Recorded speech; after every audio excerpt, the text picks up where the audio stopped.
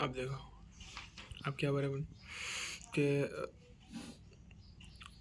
अब देखो, restriction enzymes belongs to large class of enzymes called nucleases. ये चालू है ना मैं? हाँ, न्यूक्लिएजेस क्या बोलते बोलते हैं उनको? न्यूक्लिएजेस। रेस्ट्रिक्शन एंजाइम जो जो बिलोंग करती है, मेन क्या है, वो पूरा एक बहुत बड़ा ग्रुप है जिसको बोलते हैं न्यूक्लिएजेस। यानी न्यूक्लिएजेस यानी न्यूक्लिक एसिड को डाइजेस्ट करने वाली, तोड़ने वाली, ठीक है। These are of two kinds. ये कितने तरीके की? दो तरीके की। एक है एक्सोन्यूक्लिएजेस एंड एक है endonucleases. Exonucleases remove nucleotide from the end of the DNA. यानी जो डीएनए अपना ऐसा डीएनए रहेगा पूरा, एन पे काटेगा। ये पूरा डीएनए ऐसा, तो उसके यहाँ कट लगाए, यहाँ कट लगाए कुछ इधर एंड पर, है ना, एकदम एंड पर। और एंडोन्यूक्लियस क्या करेगा? बीच में, सेंटर में कट लगाएगा। Remove nucleotide from the end of the DNA, whereas जबकि एंडोन्यूक्लियस में कट्स एट स्पेसिफिक पोजीशन, एक प्रॉपर पोजीशन पे कट लगाएगा within the DNA, DNA के अंदर। बात समझ में आई कैसा? क्या है एक्टिविटी ऑफ न्यूक्लियस? दो तरीके के रहते हैं, एक्सो एंडो, ठीक है ना। एंडो क्या करे? एकदम सेंटर में, है ना, इंटरनल कट। और एक्सो क्या करे? एकदम लास्ट में टर्मिनल पे लगा रहे हैं ना। Nucleotide remove from the ends, nucleotide ये विद इन द डीएनए हमारा कट। अभी फील कैसा रहेगा? तो देखो, एंडो न्यूक्लियस बीच में काट देगा इस तरीके से, ठीक है। चलिए फिर अब जम ना, समझ में आएगा ना ये कैसा करना है। तो देखो ऐसा काटा, ब्लंट एंड और ये सारी चीज़ें अभी भी पढ़ने वाले हैं, ठीक है। चलो, तो restriction enzyme belong to the large class of enzyme called nucleases. These are of two kinds, exonucleases and endonucleases. तो एक्सोन्यूक्लियस कहाँ कट लगाता है बोला? देखो, from the end of the DNA ना। एंड एंडोन्यूक्लियेजेस एक स्पेसिफिक पोजीशन पे लगाएगा within the DNA, DNA के अंदर, ठीक है ना। तो डीएनए में कहीं ना कहीं एकदम एक फिक्स पोजीशन पे, ऐसा नहीं कि एकदम सेंटर में लगाता है, वो बोलने की बात है एकदम सेंटर में लगाता है, लेकिन उसकी पोजीशन फिक्स रहती है। जैसे ये अपना डीएनए है, जैसे अपना कोई लंबा सा डीएनए, ठीक है ना, तो उसकी पोजीशन फिक्स रहेंगी। जैसे यहाँ पर उसको कट लगाना है तो यहीं पर कट लगाना, इस तरीके से कुछ। तो ऐसा नहीं है कि भाई एकदम सेंटर में जाकर ही बस सेंटर ढूंढता है वहाँ पर कट लगा दिया, ऐसा कुछ भी नहीं है, ठीक है।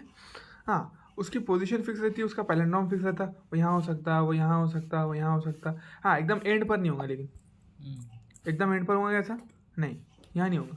जैसे कुछ इधर इधर इधर इतने में कट लगाएगा, बात समझ पाए? टर्मिनल को छोड़ के बीच में कहीं पर भी एक फिक्स पोजीशन पर एक फिक्स न्यूक्लियोटाइड के सीक्वेंस पर कट लगाएंगे। तो इसलिए बोला cut eight specific position with in the DNA. अब तुमको देखो, ये सारे बहुत सारे ऐसे पॉइंट लिखे हुए, तुमको ये याद रखना है। जो दिया ना कि एंडोन्यूक्लियस, पहला पॉइंट क्या दिया उसने कि endonuclease is cut eight specific position with in the DNA. DNA में कुछ स्पेसिफिक पोजीशन पे वो कट लगाता है, पहली लाइन ही गई। तो ये सबसे पहले जिसके बारे में बताया उसने, सबसे पहले जो बात बोला ना उसने, वो ये है सबसे पहले। तो नंबर 1 करके तो डाल देना इसको, ठीक है, क्योंकि अलग अलग जगह, बहुत सारी जगह उसने अलग अलग इन्फॉर्मेशन दिया ये कट लगाने पर, इसलिए अपने को उसको सबको एक जगह लिखना है, ताकि जो भी स्टेटमेंट बने उसका कि एंडोन्यूक्लियस कहाँ कट लगाता है, तो वो अपने को याद रहे पूरे स्टेटमेंट। तो पहला स्टेटमेंट क्या बन गया अपना कि endonuclease make cuts at specific position with in the DNA. कहाँ पर? डीएनए के अंदर, लेकिन कहाँ पर? स्पेसिफिक पोजीशन पे। कहाँ पर बोलो? स्पेसिफिक पोजीशन पे। तो याद रखना है। अब देखो, each restriction endonuclease functions by, देखो अब बोल रहा है जो भी रेस्ट्रिक्शन एंडोन्यूक्लियस है ना, वो कैसा काम करती है? बाय इंस्पेक्टिंग, पहचान कर, the length of the DNA. यानी इंस्पेक्शन करेंगी, पूरा देखेंगी, वो मुशायरा करेंगी कि भाई कितनी लेंथ है, क्या है, पहले पूरे डीएनए की length of the DNA sequence. Once it finds its specific recognition sequence, यानी ये बात देखो, वो कहाँ कट लगा दिए? स्पेसिफिक रिकॉग्निशन सीक्वेंस पर। एक मरतबा उसको खुद की रिकॉग्निशन सीक्वेंस मिल गई, यानी उसकी सीट मिल गई, उसको कहाँ बाइंड करना है, कहाँ बैठना है, कहाँ कट लगाना है, उसकी एक फिक्स सीक्वेंस रहती है डीएनए में, वहीं पर वो कट लगाती। तो उतना रीड करेंगे, पहले क्या करेंगे बोलो?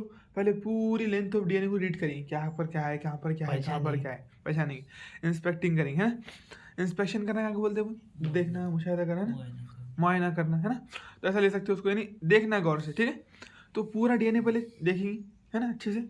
उसके बाद में उसको जहाँ पर खुद की स्पेसिफिक सीक्वेंस मिल जाएंगी वहाँ पर वो कट लगा देंगे, ठीक है।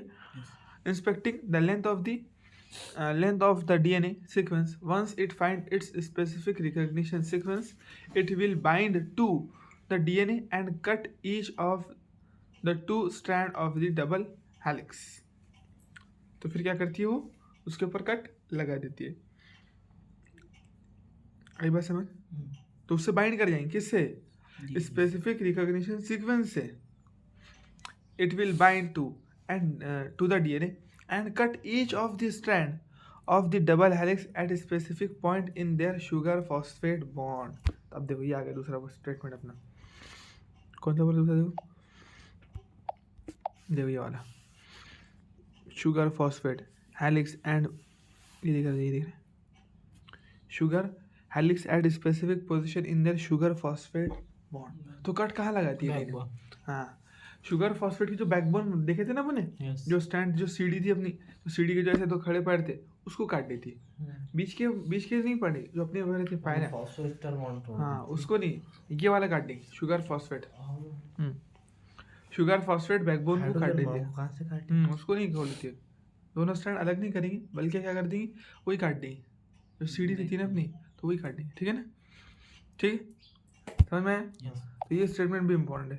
देखो जैसे यहाँ पर ये है उसका शुगर फॉस्फेट बैकबोन, ये दिख रही है ना? तो उसने जो काटा, क्या काटा उसने? एंजाइम ने कुछ ये काटा, देखो ये काटा उसने, ये उसने ये बीच के बॉन्ड अलग नहीं करी, ये तो खुद बहुत अलग हो गया। उसने जो एक्चुअल में काटी एंजाइम ने, वो क्या करी यहाँ पर था ना, जो इसको काटी उसने, इस स्टैंड को ऐसा इस तरीके से ये काटेंगे, ये काटेंगे, है ना? ये तो खुद बहुत अलग हो सकते हैं, फिर बाद में हाइड्रोजन बॉन्ड टूट जाएंगे तो अलग हो जाएंगे। आई बात समझ? ऐसा काटेंगे ऐसा काटे फिर ऐसा गए होंगे, या तो फिर ऐसा ये यहाँ पर ये दिखाया, यहाँ पर बाकायदा काटते हुए दिखाया भी ना उसने, काटते हुए भी दिखाया उसने। देखो ये यहाँ पर कट लगाया, यहाँ पर दूसरा कट लगाया, सब दिखाया उसने, ठीक है? दिखा क्या? ये दो निशान दिखा रहे हैं, ये एक निशान, ये दूसरा निशान, यानी यहाँ पर उसने काटी।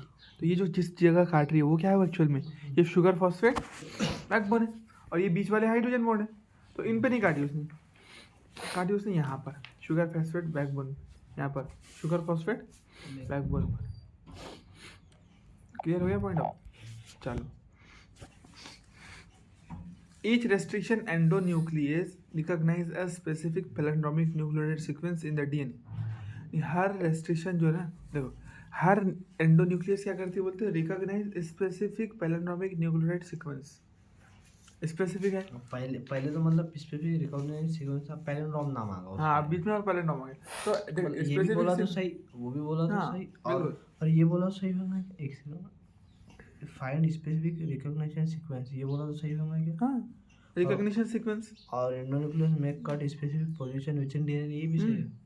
मतलब ये तीनों भी एक ही बात है, पर लैंग्वेज थोड़ी अलग है। लेकिन यहाँ पर जो है ना पैलिंड्रोमिक न्यूक्लियोटाइड सीक्वेंस, यहाँ पर और ज़्यादा साफ और पूरी डिटेल इन्फॉर्मेशन। पैलिंड्रोम का मतलब क्या बता रहे, देखो ना, देखो अभी तुमको इतना मालूम है, रिकॉग्निशन बोले तो पहचानना, तो हाँ बिल्कुल, एक खास सीक्वेंस जिसको तुम्हारी एंजाइम एंडोन्यूक्लियस पहचान लेंगे, उसको क्या बोलेंगे अपन? रिकॉग्निशन नहीं, उसको बोलेंगे रिकॉग्निशन सीक्वेंस, ठीक है?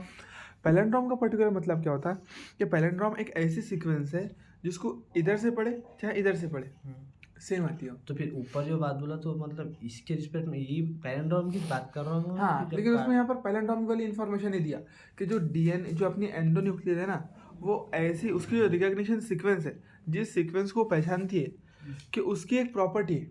पहले ही बताया नहीं कि उसकी प्रॉपर्टी है कि उसको इधर से पढ़ना है, ऑर्डर ऑफ रीडिंग सेम रखे तुमने, है ना? ओरिएंटेशन देखो, जैसे तुम क्या कर रहे हैं, देखो जैसे 5 प्राइम से 3 प्राइम, यहाँ पर 5 प्राइम से 3 प्राइम, तो ऊपर तुम ऐसा जा रहे हैं 5 प्राइम टू 3 प्राइम, तो तुमको नीचे ऐसा नहीं जाना है, नीचे तुमको यही जाना है 5 to 3 करें। अगर तुमने ऐसा रीड करे डीएनए को, तो जैसा इधर पढ़े ना वैसे ही तुमको सेम यहाँ पर भी पढ़ने मिले। तो फिर ऐसे अगर देखिए उसको तो काट लेती हूँ। हाँ, जहाँ पर, और ये ऐसा साथ साथ उसके ये होने के साथ साथ ये तो उसका एक फीचर है, उसकी खुद की भी सीक्वेंस होने को। देखो जैसे GA GATTC। ये किसकी है? ये 523। ये एक्चुअल में है E-carbon है। अब देखो ये 523 तुमने पढ़े। अब देखो GAA है। अब देखो जैसे अगर मैं GATTC लिख दिया तो ये नहीं बनेगा। GAATTC TTC ऐसा है, ठीक है। तो यहाँ G हो जाएगा, फिर यहाँ AA हो जाएगा, यहाँ TT हो जाएगा, यहाँ C हो जाएगा। तो देखो तुम गौर से पढ़ो इसको। अरे यार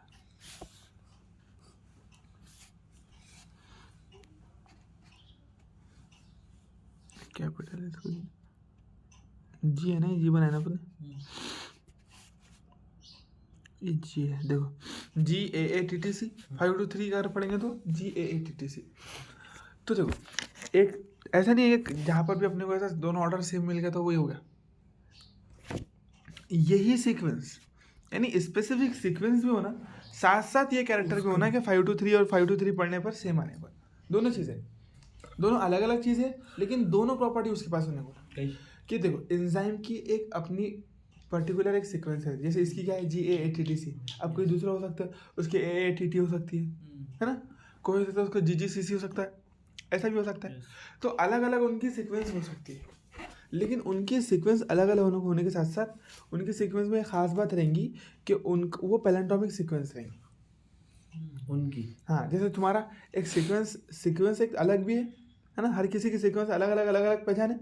ऐसा नहीं है कहीं पर भी पैलेंड्रोमिक सीक्वेंस दिखा तो उसको कट लगा देगा, नहीं, उसकी खुद की स्पेसिफिक पैलेंड्रोमिक सीक्वेंस पे एंजाइम की। हाँ जैसे देखो अगर E-carbon की ये सीक्वेंस है तो कोई दूसरी पैलेंड्रोमिक सीक्वेंस पे वो कट नहीं लगाएंगे इसके अलावा।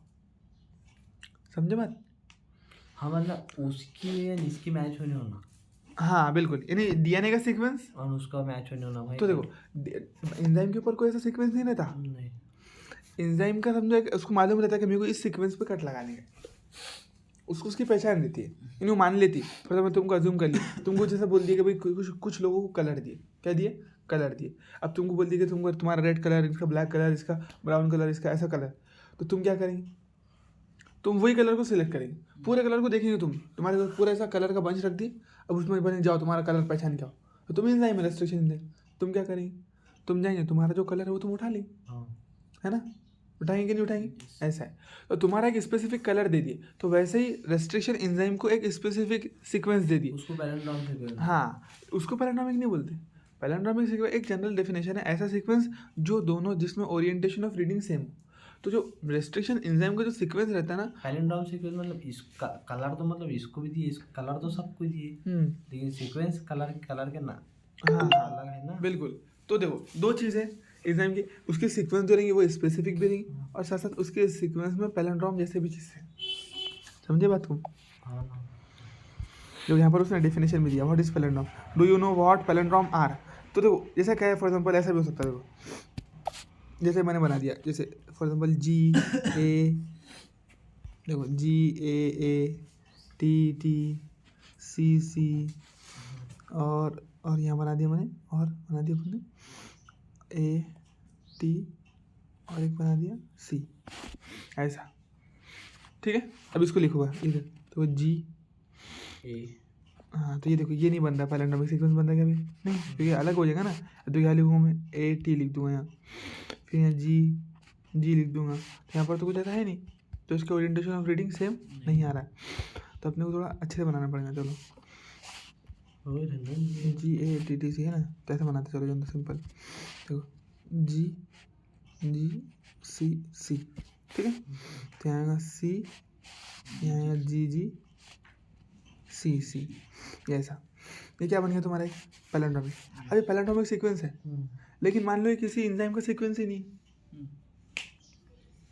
ऐसा ही। हाँ ऐसा हो सकता है, तो वही समझा रहा मैं कि ऐसा नहीं है कि भाई कहीं पर पैलेंड्रोमिक सीक्वेंस दिख गया तुमको कि बस वो किसी न किसी का होंगे ही करके, ऐसा नहीं रहता है।